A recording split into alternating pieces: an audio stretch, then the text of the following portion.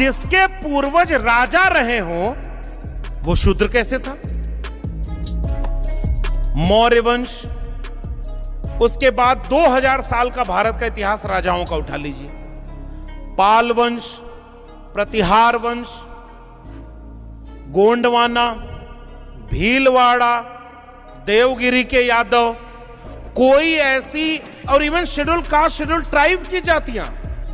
अब भील किस में आते हैं? वो तो आदिवासी में आते हैं। और भील का एक पूरा भीलों का साम्राज्य था। आज वहां पर एक नई पार्टी बनी है, भारत आदिवासी पार्टी।